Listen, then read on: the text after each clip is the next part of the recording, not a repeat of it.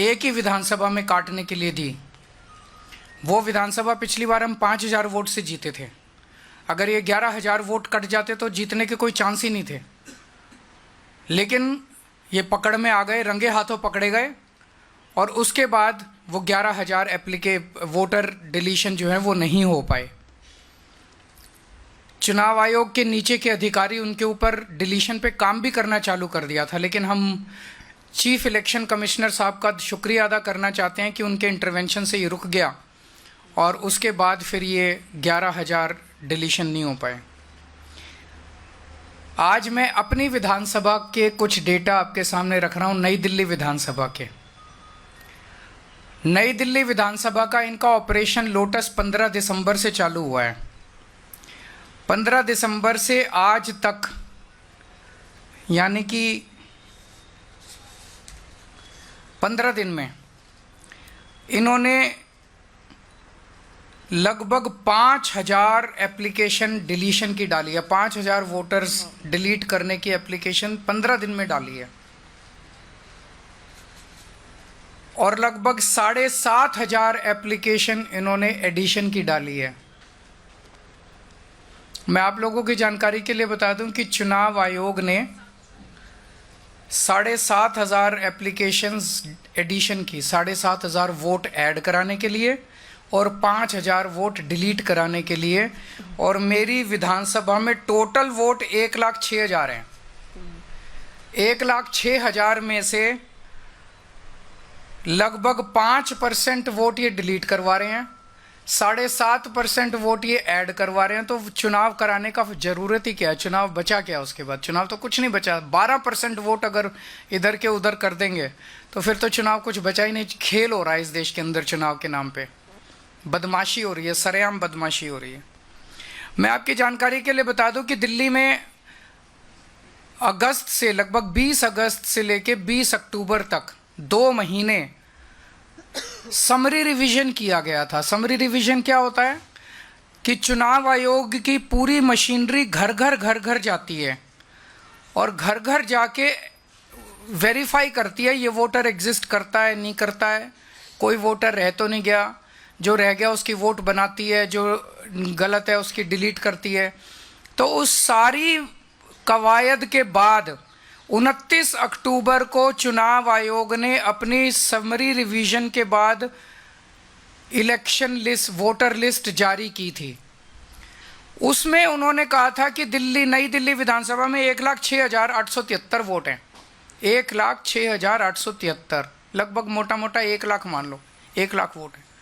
अब उस 1 लाख वोट में ये लोग ये कह रहे हैं कि 5,000 वोट डिलीट करने वाले हैं और 7,500 वोट ऐड करने वाले हैं। तो चुनाव आयोग ने फिर चुनाव आयोग ने 2 महीने क्या किया था? खाक छानी थी पूरी दिल्ली के अंदर जो उन्होंने समरी रिवीजन। तो उनकी समरी रिवीजन क्या गलत थी? जब 12% वोट की गड़बड़ अगर इन लोगों के हिसाब से है, बीजेपी वालों के हिसाब से 12% वोट की अगर गड़बड़ है, तो फिर चुनाव आयोग के तो ऊपर बहुत बड़ा प्रश्न चिन्ह उठ जाता है।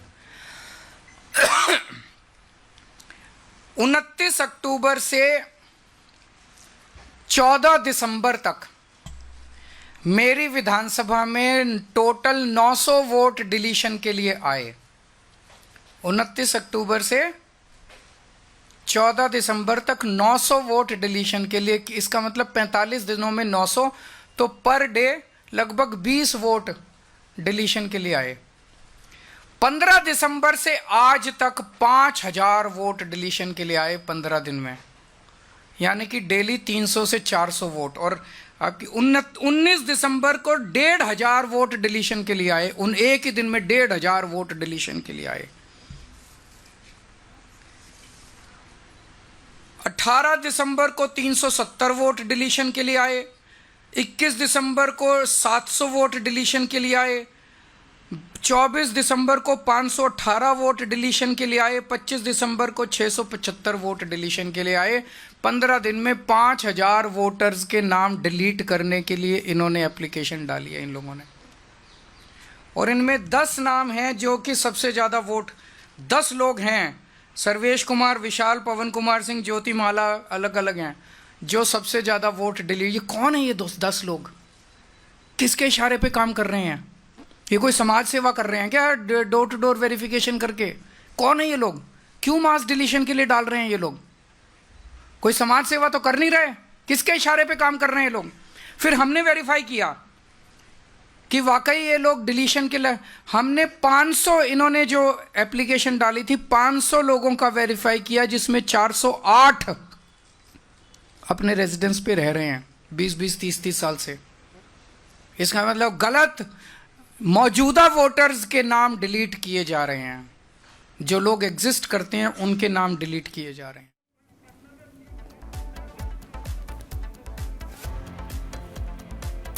तो देखिए, दिल्ली में चुनाव है, लेकिन उससे पहले जबरदस्त सियासत देखने को मिल रही है। बहरहाल खबरों में आगे बढ़ेंगे और बात कर लेंगे बिहार के पटना की, जहां पर जबरदस्त तरीके से इंतजाम देखने को मिल रहा है। और खबर यह है कि पटना में पुलिस प्रशासन की मुस्तैदी नजर आ रही है। तो इस वक्त की ये बड़ी खबर आपको बता रहे हैं, पुलिस प्रशासन की मुस्तैदी नजर आ रही है। पीछे तस्वीरें आप देख पा रहे हैं, यहाँ पर ये कुछ देर पहले तक तस्वीरें काफी शांत थी, लेकिन इस वक्त जो तस्वीर है उसमें बहुत बड़ा एक बदलाव आ गया है, क्योंकि यहाँ पर शोर और प्रदर्शन शुरू हो गया है। आयोग ने अपनी दलीलें अपनी तरीके से दी है, लेकिन जो यहाँ अभ्यर्थियों का जो एक मेला लगा हुआ है, उन्होंने साफ तौर पर आयोग के हर सवाल का जवाब ढूंढ निकाला है, सबूत के साथ यहाँ पर वो मौजूद हैं।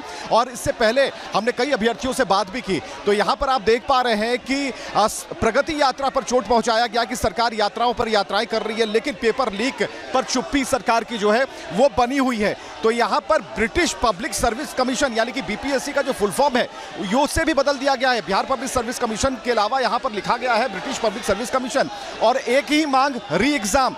तो यहाँ पर जो ये अभी भीड़ दिख रही है आपको, ये पॉलिटिकल जो एंगल है यहाँ पर सेट किया जा रहा है, और कहीं ना कहीं जो अभ्यर्थी हैं वो अपनी मांग पर डटे हुए हैं, अड़े हुए हैं उन सबूतों के साथ। और कई लोग हमारे साथ हैं, अभ्यर्थी भी हैं, उनसे भी हम आपकी बात कराएंगे, और उसमें जो प्रश्नावली है और कहां पर फॉल्ट है वो सारी चीजें यहां पर बताई गई हैं। तो कुल मिलाकर यहां पर आप देख पा रहे हैं कि पेपर लीक से जो परेशानी है, जो अभ्यर्थी हैं उनकी भीड़ यहां पर मौजूद है, और वो चाहते हैं कि अपनी बात रख सके, लेकिन आयोग ने उन्हें अब तक नहीं बुलाया है। हम कुछ लोगों से बात करेंगे और आपको हम बताना चाहेंगे कि आखिर इनकी क्या मांग है, और यहाँ पर कई लोग यहाँ पर मौजूद हैं। क्या मांगे हैं अभी तक? जी भैया, क्या मांग है और क्या आयोग ने क्या कहा?